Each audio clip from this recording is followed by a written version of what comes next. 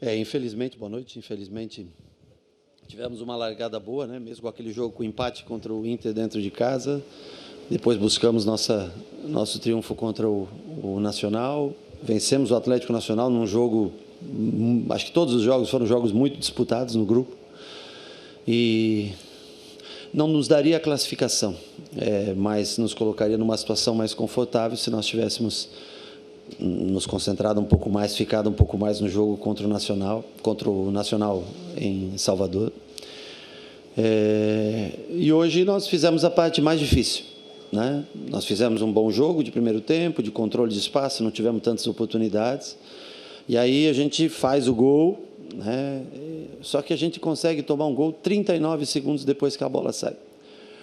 Aí eu digo para você que falta um pouco de maturidade para enfrentar uma competição como essa, né? Você não pode vir aqui, fazer a parte mais difícil, que é se sustentar primeiro no jogo, se adaptar ao jogo, se sustentar no jogo, conseguir sair à frente, fazendo um jogo, acho que muito parelho, muito igual. Os dois jogos foram muito parelhos. Só que aí não é nenhuma jogada criada, né? Foi um chutão para frente, sem nexo praticamente. E a gente não conseguiu se sustentar. E aí, quando você não consegue sustentar, logicamente, o lado psicológico também sofre um pouco mais, pois no final nós tentamos ainda colocar o Kaique para vir flutuar por dentro, com o Lúcio de 9, abrir 2 pontas para tentar vencer. Mas eu acho que o ponto-chave do jogo foi tomar um gol, teve 2, 3 minutos de VAR, né, para checagem. Quando a bola sai, ela vai para um lado, volta para o meio, o zagueiro chuta não foi uma jogada, era tranquila a nossa bola. Infelizmente, a gente sofre o gol e dá adeus essa competição. Rogério, era totalmente possível o Bahia classificar. Eu lembro que quando o Bahia venceu o Atlético Nacional na Fonte Nova, você falou que essa questão dos jogos finais seriam muito mais complicados, né? Que davam um ânimo a mais aquele triunfo, mas as coisas ainda não estavam decididas e realmente não estavam. Você acredita que em casa, contra a Inter e contra o próprio Nacional, foi o ponto que a classificação escapou? Também. Eu acho que em Copa Libertadores o fator casa é determinante para você ter sucesso na competição. Se você não fizer teus pontos dentro de casa, nós ainda fomos buscar 3 no Uruguai, né? Que é um jogo difícil. O Inter também conseguiu vencer o Nacional lá. Eu acho até que mais do que ou também no mesmo peso do jogo do Nacional, o primeiro jogo contra o Inter nós estávamos à frente e nós cedemos, eu acho que jogamos melhor que o Inter aquele dia. E o confronto direto ele vale muito, e nós sabíamos que a chance de ter um confronto na última rodada, se não tivéssemos mais que 3 pontos à frente, seria mais difícil. Mas, repito, ainda conseguimos hoje vir aqui, jogar um jogo bem parelho, fazer o gol, sair à frente. Uma pena que nós não conseguimos, não deu tempo nem de a gente pensar em alguma mudança. Eu pensei, não, agora nós sustentamos um pouco mais, aí podemos entrar com Nico, com Michel, para dar mais força física e se manter mais no jogo. Mas, infelizmente, eu acho que falta justamente a experiência, falta jogar mais a competição, para que em momentos que você está em vantagem, né? Porque foram 3 jogos assim, né? Foi contra a Inter, foi contra a Nacional e hoje novamente com o Internacional. Todos eles jogando à frente e tomar o gol com... O que mais demorou foi o Inter na Fonte Nova, né? No melhor jogo, talvez, que nós fizemos. Então, acho que, infelizmente, nós saímos dessa competição, vamos para a Sul-Americana, continuar no segundo semestre. E a gente lamenta, porque trabalhamos muito para chegar até aqui, 10 jogos na Libertadores, né? E vínhamos muito bem na competição, porque foram nos primeiros 7 jogos, nós ganhamos e empatamos. E, infelizmente, na reta final, nós não fizemos o dever de casa contra o Nacional, contra o Atlético Nacional. E aqui sabíamos que eram jogos duros, difíceis. Acho que o grupo se demonstrou bastante equilibrado mesmo, ninguém conseguiu se distanciar, levou para a última rodada com todas as equipes brigando, exceto o Nacional, que só brigava pela Sul-Americana. Infelizmente, não conseguimos ter a experiência, a maturidade necessária para se manter à frente no placar por mais tempo hoje e tentar algo diferente na reta final. Rogério, qual o sentimento dessa eliminação e o pensamento agora com a Sul-Americana, que é a próxima competição que o Bahia tem? Olha, de frustração, porque eu acho que, por mais difícil que fosse o grupo, e mesmo não tendo jogado Libertadores nos últimos anos, o Bahia, diante do que nós apresentamos, tá? A expectativa ela é criada em cima do que a gente jogou. Então, infelizmente, nós conseguimos construir, conseguimos chegar, nós temos número de finalizações sempre excelente, nós temos controle de jogo, nós encontramos muitas dificuldades para converter em gol tudo aquilo que a gente produz. Foi no domingo assim, hoje não foi diferente, mas hoje nós estivemos à frente.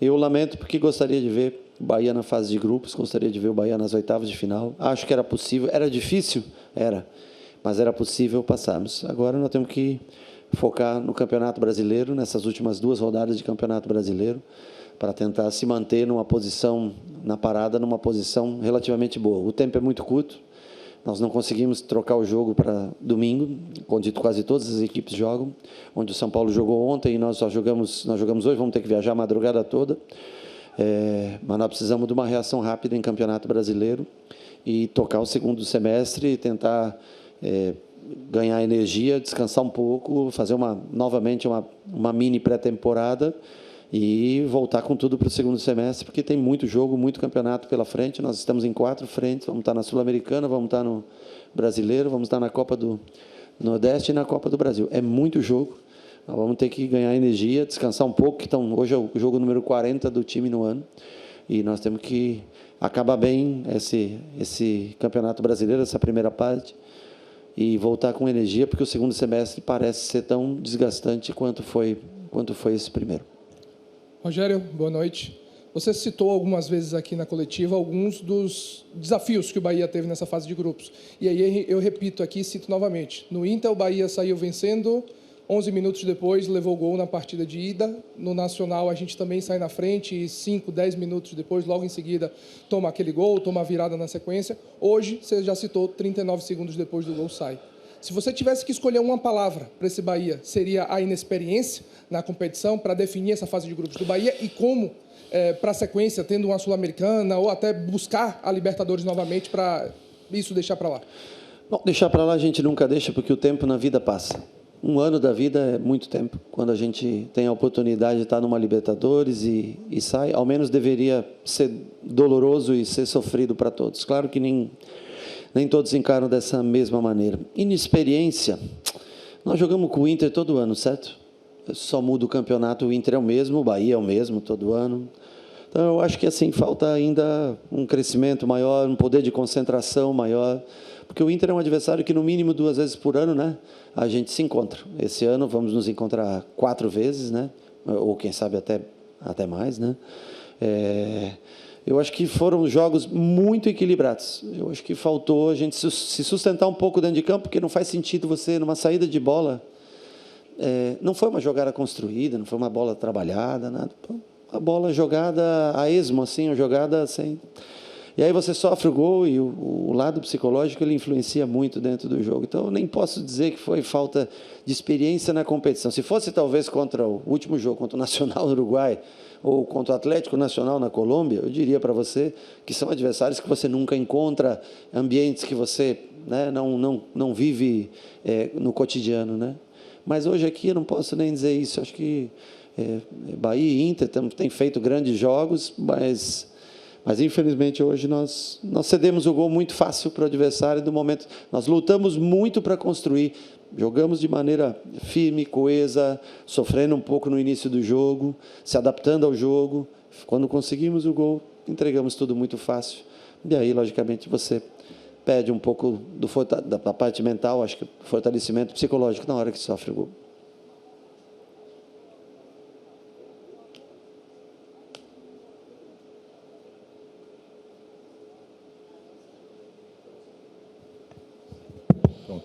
Boa noite, Rogério. Você falou a respeito da sua expectativa em relação à experiência do grupo. Essa fase de Libertadores, obviamente, é uma fase mais aguda, onde grandes clubes acabam se enfrentando. Nós caímos no grupo da morte. São 3 campeões mundiais contra nós, que, obviamente, você é um campeão mundial, que foi com São Paulo. O que é que você mudaria para a próxima temporada, caso o Bahia classifique para a Libertadores, né? A gente cai na Sul-Americana agora, obviamente, tem a oportunidade de sagrar-se campeão e cair numa fase de grupos direto, né? Sai cabeça de chave.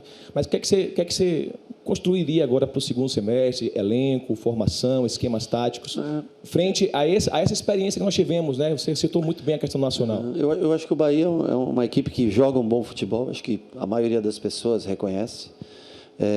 Em todas as competições que participa, na maioria das vezes faz bons jogos, compete de igual para igual com grandes times do futebol brasileiro e agora da América do Sul. Nós enfrentamos 3 campeões de Libertadores, né? Eu acho que nós temos sempre um planejamento que a cada ano, o grupo, né, a partir do meio do ano, a gente sempre tem um planejamento, seja de investimento ou de contratações necessárias. Tivemos lesões também cruéis, inesperadas, né, que foram pesadas demais, com o Canu, com o Eric, jogadores que são lesões que não são normais. Uma coisa é você ter uma lesão muscular e parar 2 semanas, 3 semanas. Nós tivemos muitas lesões com... Nós estamos, se eu não me engano, não tenho certeza, mas é a 17ª ou 18ª semana consecutiva jogando quarta e domingo. Isso pesa um pouco também. Nós vamos fazer o que é possível no sentido de uma contratação ou outra, se houver a verba necessária, e vamos continuar trabalhando, cara. Nós temos um bom elenco que, quando está completo, consegue oferecer... Você vê que o Inter não... Foram 2 jogos muito iguais. Eu acho que nós tivemos aí, principalmente contra o Nacional, o maior desequilíbrio nosso, que era um jogo controlado, fácil, e eu acho que quando nós fizemos o gol, a gente perdeu...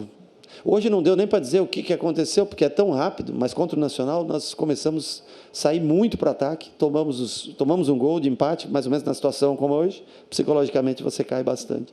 Então nós vamos trabalhar, continuar investindo na parte no sentido de ideia de jogo que a gente tem, de sempre tentar controlar o jogo, ser cada vez mais ofensivo, ter mais jogadores à disposição e tentar novamente. Eu acho que o grande objetivo da gente é tentar botar o Bahia novamente numa Copa Libertadores. Eu acho que essa seria a maior resposta que a gente pode dar.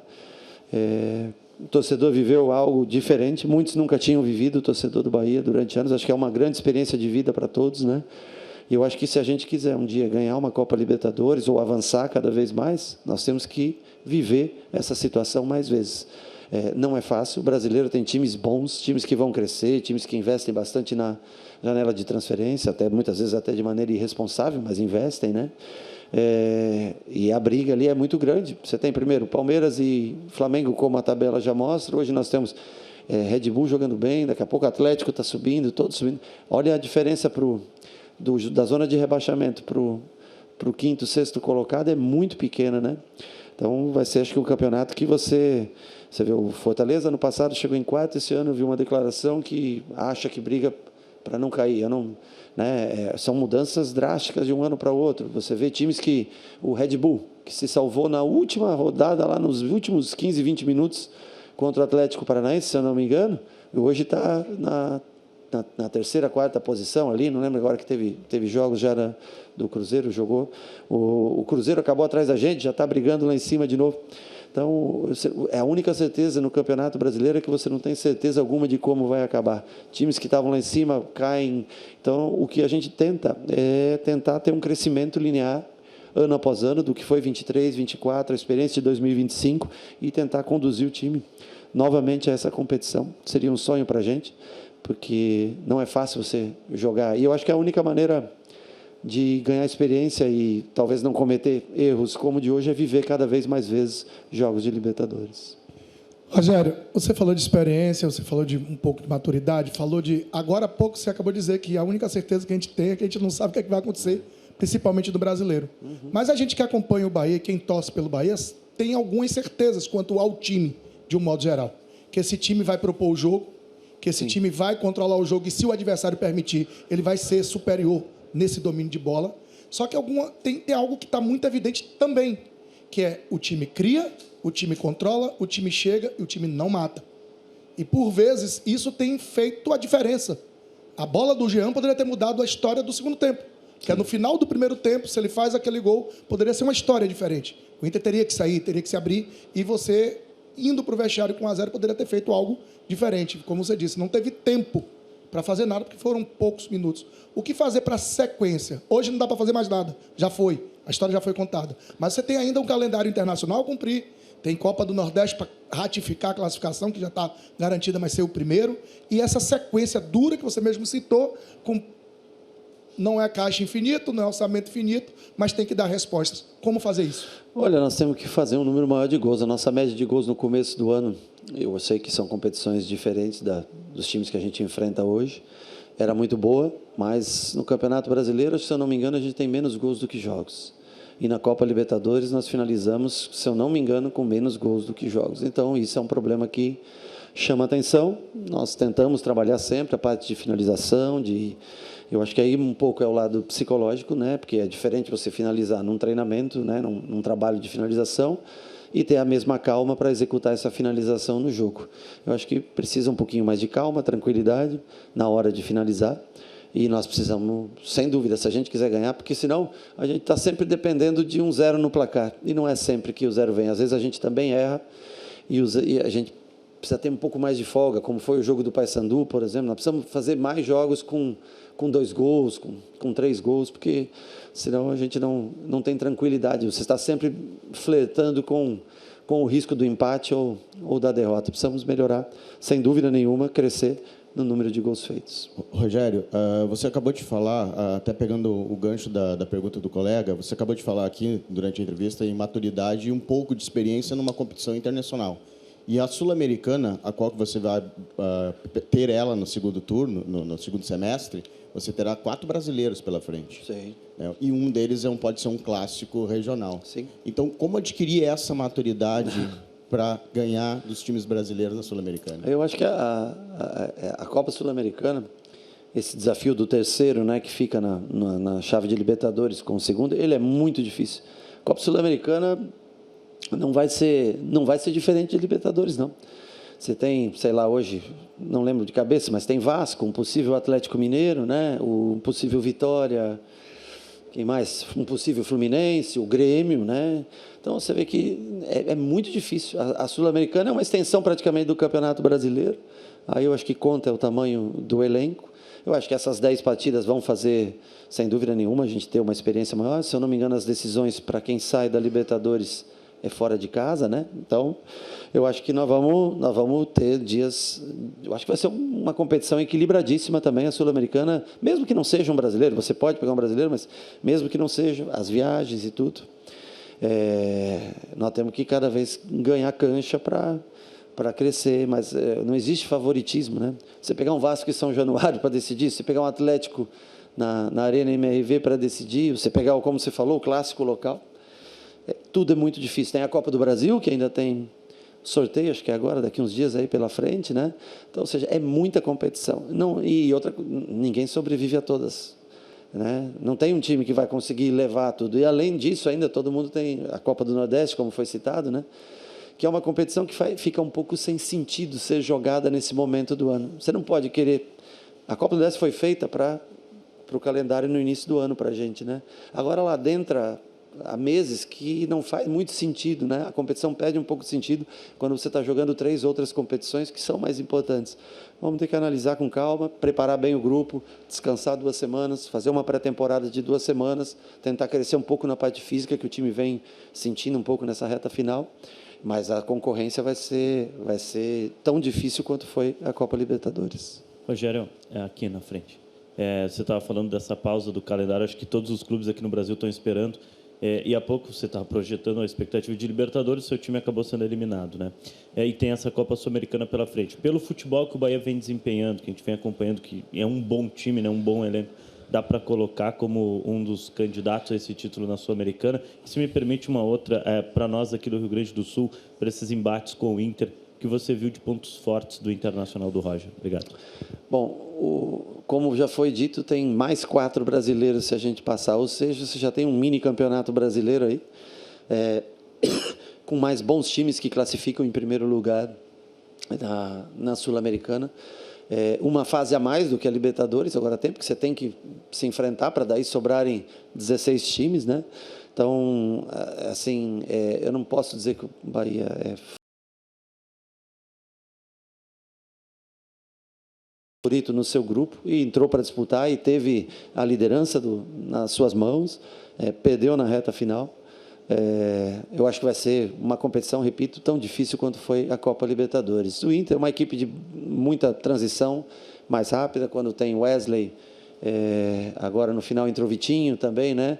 São dois jogadores que acabam dando bastante velocidade ao jogo.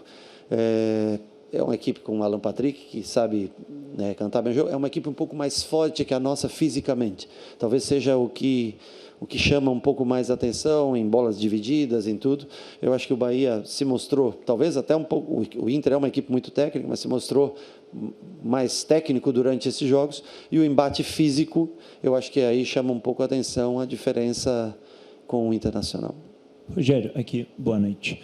O Bahia foi o time das equipes da Série A que mais disputou jogos esse ano, tendo mais de 30 jogos disputados junto à Copa do Nordeste. O quanto que essa preparação física aí foi responsável por conta desse calendário maluco do Super Mundial aí para afetar o desempenho do time em campo?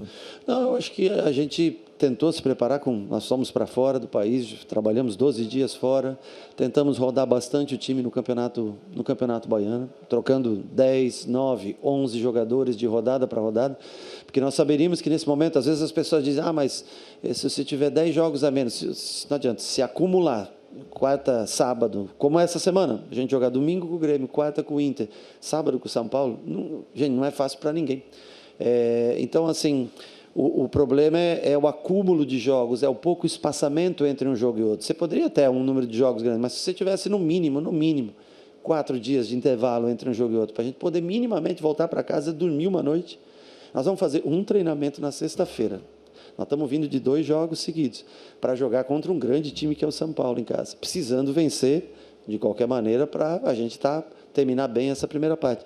E a gente pede ajuda, às vezes, da própria confederação para passar o jogo para domingo. São Paulo jogou terça, São Paulo joga domingo. Nós temos jogo de Copa do Nordeste na quarta e no sábado, mas o São Paulo não tinha nada. Mas a confederação ela não tenta ajudar os seus clubes para oferecer um calendário minimamente melhor. Então, nós tentamos nos preparar, tentamos montar um elenco maior esse ano do que o do ano passado. Nós sofremos isso no final do ano passado. Tivemos algumas lesões que atrapalharam bastante e precisamos, logicamente, analisar, ver o que a gente pode e precisa para a segunda parte do ano, para tentar se manter na briga, como foi o ano passado, né? Eu lembro, em 2023, nós nos salvamos na última rodada. Em 2024, nós classificamos para a pré-Libertadores na última rodada, né? Que a gente possa crescer gradativamente, porque é o perfil do clube, investir e crescer gradativamente. Você não vai fazer um time de um ano que vai ganhar uma competição e depois o outro brigar pelo rebaixamento. Você tem que tentar manter o crescimento gradativo acho que aí justifica a ideia da montagem de um grupo como o Grupo CID, de investimento anual, de venda de um jogador, que é normal, contratação de outro, tentar achar um jovem valor, encaixar. Eu acho que não é só o jogo em si, eles querem também jogadores jovens para que possa amadurecer e fazer vendas futuras para manter esse processo contínuo de construção, de treinamento, de poder dar estrutura cada vez melhor e, logicamente, chamar também a atenção de bons jogadores que possam querer, ter vontade de ir ao Bahia e fazer com que o Bahia cresça ano após ano.